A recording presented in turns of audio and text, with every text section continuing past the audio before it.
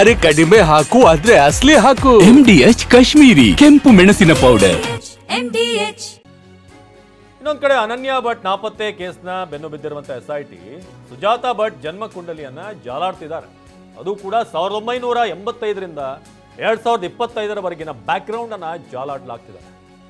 40 ವರ್ಷಗಳ ಇತಿಹಾಸವನ್ನ ಕೆದಕ್ತಾ ಇರುವಂತಹ ಅಧಿಕಾರಿಗಳು ಶಿವಮೊಗ್ಗದ ರಿಪ್ಪನ್ಪೇಟೆಯಲ್ಲಿ ಸುಜಾತಾ ಹೇಗಿದ್ರು, ಉಡುಪಿ ಬೆಂಗಳೂರಲ್ಲಿ ಏನ್ ಕೆಲಸ ಮಾಡ್ತಾ ಇದ್ರು, ಯಾವ ವರ್ಷದಲ್ಲಿ ಎಲ್ಲಿದ್ರು, ಯಾರ ಜೊತೆ ವಾಸವಿದ್ರು, ಹಾಗೆ ಕಂಪ್ಲೀಟ್ ಇತಿಹಾಸ. ಈಕೆ ಮಾಡಿರುವಂಥ ಆರೋಪ, ಮಗಳೇನು ಧರ್ಮಸ್ಥಳಕ್ಕೆ ಬಂದಿದ್ಲು, ಅದಾದ್ಮೇಲೆ ಮಿಸ್ಸಿಂಗ್ ಇದ್ಲು, ಅಸ್ಥಿಯನ್ನು ಕೊಡಿ, ಇದೆಲ್ಲವನ್ನು ಕೂಡ ಈಕೆ ಮನವಿ ಮಾಡ್ಕೊಂಡಿದ್ದು SIT ಟೀಮ್ನ ಮುಂದೆ. ಆದರೆ ಈಕೆ ಹಿನ್ನೆಲೆ ಏನು, ಈ ಕೋಲ್ಕತ್ತಾ ಅಲ್ಲಿದ್ದಂಥ ಕಥೆ ಏನು, ಅದಾದ್ಮೇಲೆ ಈ ಮದುವೆ ಆದಂಥ ಸಂದರ್ಭ, ಮನೆಯಲ್ಲಿದ್ದಂಥ ವಿರೋಧ, ಅನೇಕ ಸ್ಟೋರಿಯನ್ನು ಈಕೆ ಹೇಳಿದ್ ನಾವು ಗಮನಿಸಿದ್ವಿ. ಆಗಸ್ಟ್ 29ಕ್ಕೆ ವಿಚಾರಣೆಗೆ ಹಾಜರಾಗೋದಕ್ಕೆ ನೋಟಿಸ್ ನೀಡಲಾಗಿದೆ ಸುಜಾತಾಗೆ ನೋಟಿಸ್ ಕೊಟ್ಟಿದ್ದಾರೆ SIT ಅಧಿಕಾರಿಗಳು.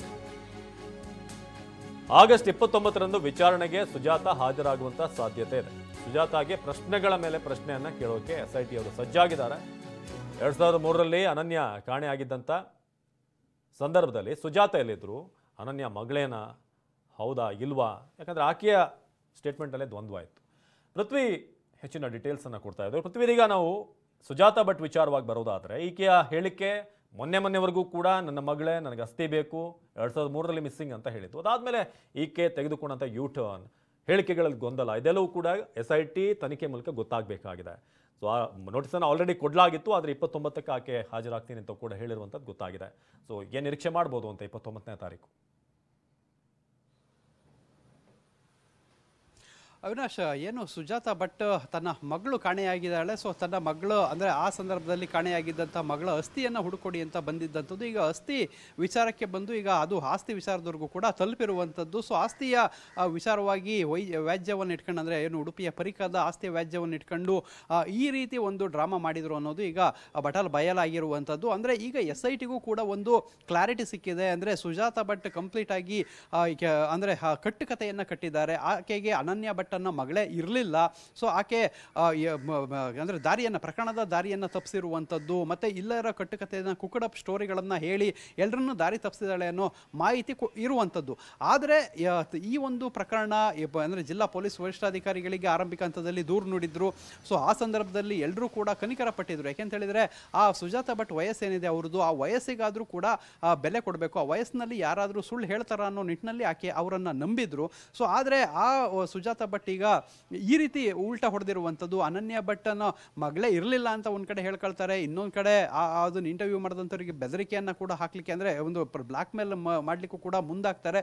ಸೊ ಇಂತಹ ವಿಚಾರವನ್ನು, ಇಂತಹ ಎಕ್ಸ್ಪೆಕ್ಟೇಷನ್ಗಳನ್ನು ಅಷ್ಟು ವಯಸ್ಸಾದವ್ರ ಜೊತೆ ಯಾರು ಕೂಡ ಇಟ್ಕೊಂಡಿರಲಿಲ್ಲ. ಈಗ SIT ಅಧಿಕಾರಿಗಳಿಗೂ ಕೂಡ ಅದೇ ಶಾಕ್ ಆಗಿರುವಂಥದ್ದು. ಆದರೆ ಒಂದು ಕನ್ಕ್ಲೂಷನ್ಗಂತೂ SIT ಅಧಿಕಾರಿಗಳು ಅವರ ವಿಚಾರದಲ್ಲಿ ಬಂದಿದ್ದಾರೆ. ಆದರೆ ಈ ಒಂದು ಪ್ರಕರಣ ಜಿಲ್ಲಾ ಪೊಲೀಸರಿಂದ SITಗೆ ವರ್ಗಾವಣೆಯಾಗಿದೆ, ಅದು ಆನ್ ರೆಕಾರ್ಡಲ್ಲಿದೆ. ಅದನ್ನು ಕ್ಲೋಸ್ ಮಾಡಬೇಕು ಅಂತ ಹೇಳಿದರೆ ಎಲ್ಲ ರೀತಿಯ ಡಾಕ್ಯುಮೆಂಟೇಷನ್ಗಳನ್ನು ರೆಡಿ ಮಾಡಬೇಕಾಗಿರುತ್ತೆ. ಅದಕ್ಕೋಸ್ಕರ ಅವರ 40 ವರ್ಷದ ಈ ಒಂದು ಹಿಸ್ಟ್ರಿಯನ್ನು ಇವರು ಕೆದಕ್ತಾ ಇರುವಂಥದ್ದು, ಅದನ್ನು ಡಾಕ್ಯುಮೆಂಟೇಷನನ್ನು ಮಾಡ್ತಾ ಇರುವಂಥದ್ದು. ಯಾಕೆಂತ ಹೇಳಿದರೆ ಆಕೆ ಪರ್ಟಿಕ್ಯುಲರ್ ಆಗಿ ಕೆಲವೊಂದು ಇಯರ್ಗಳನ್ನು ಹೇಳ್ತಾರೆ. 2012-13ರಲ್ಲಿ ನಾಪತ್ತೆಯಾಗಿದ್ದಂಥದ್ದು. ಸೊ 2003ರಲ್ಲಿ ಆಕೆ ಎಲ್ಲಿದ್ಲು, ಈ ಎಲ್ಲ ಆ್ಯಂಗಲ್ಗಳಲ್ಲಿ ಅವರು ಕೆಲವೊಂದು ಇಷ್ಟು ಮಾಹಿತಿಗಳನ್ನು ಕೊಟ್ಟಿರೋದ್ರಿಂದ ಸೊ ಇವರು ಟೆಕ್ನಿಕಲ್ ಆಗಿ ಅದನ್ನ ಪ್ರೂವ್ ಮಾಡಬೇಕಾಗಿರುತ್ತೆ. ಸೊ ಆಕೆಗೆ ಮಗಳು ಇಲ್ಲ ಅಂತ ಹೇಳಿ ಅವರೇ ಹೇಳಿದ್ರು ಕೂಡ ಅದನ್ನು ಇವರು ಸಾಬೀತು ಮಾಡುವಂಥ ಅನಿವಾರ್ಯತೆ ಈಗ ಬಂದಿರುವಂಥದ್ದು SITಗೆ. ಅದಕ್ಕೋಸ್ಕರ ಅವರು ಟೆಕ್ನಿಕಲ್ ಆಗಿ 2003-4ರಲ್ಲಿ ಎಲ್ಲಿದ್ರು, ಸೊ ಇವರು ಯಾರನ್ನ ಮದುವೆ ಆಗಿದ್ರು, ಇವ್ರಿಗೆ ಮಕ್ಕಳಿದ್ರ ಇಲ್ವಾ, ಸೊ ಈ ರೀತಿ 40 ವರ್ಷದ ಅವರ ಟ್ರ್ಯಾಕ್ ರೆಕಾರ್ಡನ್ನು ಈ ಒಂದು SIT ಅಧಿಕಾರಿಗಳು ಕಲೆ ಹಾಕ್ತಾ ಇರುವಂಥದ್ದು ಒಂದು ಡಾಕ್ಯುಮೆಂಟರಿ ರೂಪದಲ್ಲಿ ತರ್ತಾರೆ. ಅದಾದಮೇಲೆ ಅನನ್ಯ ಭಟ್ ಅನ್ನೋ ಮಗಳೇ ಇರಲಿಲ್ಲ ಅಂತ ಒಂದು ವರದಿಯನ್ನು ಇವರು ಕೊಡ್ತಾರೆ. ಸೊ ಅಲ್ಲಿಗೆ ಆ ಒಂದು ತನಿಖೆ ಕಂಪ್ಲೀಟ್ ಆಗುತ್ತೆ, ಅದನ್ನು ಮುಗಿಸ್ಬೋದು. ಸೊ ಇಲ್ಲಿ ಏನು SIT ಅಧಿಕಾರಿಗಳು ತಮಗೆ ಅಂದರೆ ಅವ್ರಿಗೆ ಮಗಳಿಲ್ಲ ಅಂತ ಗೊತ್ತಿದ್ರು ಕೂಡ ಅದನ್ನು ಡಾಕ್ಯುಮೆಂಟೇಷನ್ನಲ್ಲಿ ತರಲಿಕ್ಕೆ ಎಲ್ಲ ರೀತಿಯ ಸರ್ಕಸ್ಗಳನ್ನು ಮಾಡಬೇಕಾಗುತ್ತೆ, ಅದಕ್ಕೆ ತನಿಖೆಯನ್ನು ಮಾಡಬೇಕಾಗುತ್ತೆ.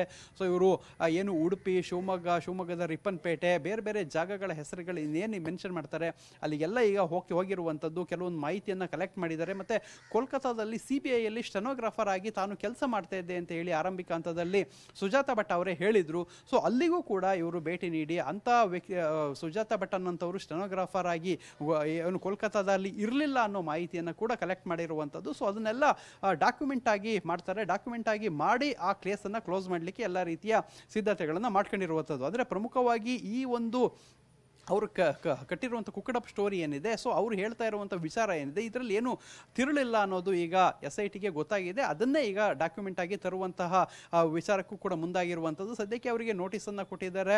ಆಗಸ್ಟ್ 29ಕ್ಕೆ ವಿಚಾರಣೆಗೆ ಹಾಜರಾಗ್ತೀನಿ ಅಂತ ಅವರು ಹಾಜರಾಗಬೇಕು ಅಂತೇಳಿ SIT ಪೊಲೀಸರು ಹೇಳಿರೋಂಥದ್ದು. ಅವತ್ತೇ ಸುಜಾತಾ ಭಟ್ ಹಾಜರಾಗುವಂಥ ಸಾಧ್ಯತೆಗಳಿದೆ. ಯಾಕೆಂತ ಹೇಳಿದರೆ ಅವರು ಬಂದಂಥ ಸಂದರ್ಭದಲ್ಲಿ ಅವರ ಸ್ವಇಚ್ಛಾ ಹೇಳಿಕೆಗಳೇನಿರುತ್ತೆ ಅದು ಕೂಡ ಇಂಪಾರ್ಟೆಂಟ್ ಆಗಿರುತ್ತೆ. ಮತ್ತು ಇವರು ಕೆಲವೊಂದು ವಿಚಾರಣೆಯನ್ನು ಮಾಡಿ ಡಾಕ್ಯುಮೆಂಟನ್ನು ರೆಡಿ ಮಾಡ್ತಾರೆ. ಯಾಕೆಂತ ಹೇಳಿದ್ರೆ ಇಲ್ಲಿ ಸುಜಾತಾ ಭಟ್ನ ಇಲ್ಲಿವರೆಗೂ ಕೂಡ ಯಾವುದೇ ರೀತಿ ಆರೋಪಿ ಸ್ಥಾನದಲ್ಲಿ ಆರೋಪಿಯಾಗಿ ಮಾಡ್ಕೊಂಡಿಲ್ಲ. ಇಲ್ಲಿವರೆಗೂ ಕೂಡ ಅವರು ದೂರುದಾರೆ ಅಂತಾನೆ ಇರುವಂಥದ್ದು. ಅವರೇ ಕಂಪ್ಲೈನರ್ ಆಗಿರೋದ್ರಿಂದ ಅವ್ರನ್ನ ಕರೆದು ಸ್ವಇಚ್ಛಾ ಹೇಳಿಕೆಯನ್ನು ತಗೊಳ್ತಾರೆ, ಮಾಹಿತಿಯನ್ನು ಪಡಿತಾರೆ. ಅದನ್ನೆಲ್ಲ ಪಡೆದು ಒಂದು ಕನ್ಕ್ಲೂಷನ್ಗೆ ಬರ್ತಾರೆ. ಅವಿನಾಶ್, ಧನ್ಯವಾದ ಪೃಥ್ವಿರಾಜ್. MDH ನ ಕಿಚನ್ ಕಿಂಗ್ ಕಿಚನ್ ಅಲ್ಲಿದ್ರೆ ನಾವು ಎಲ್ಲವನ್ನು ಮಾಡಬಹುದು. ಬೆಂಗನ್ ಕ ಬರ್ತಾ, ಆಲೂ ಗೋಬಿ, ಪಿಂಡಿ ಮಸಾಲಾ, ಇನ್ನೂ ಬಹಳಷ್ಟು. MDH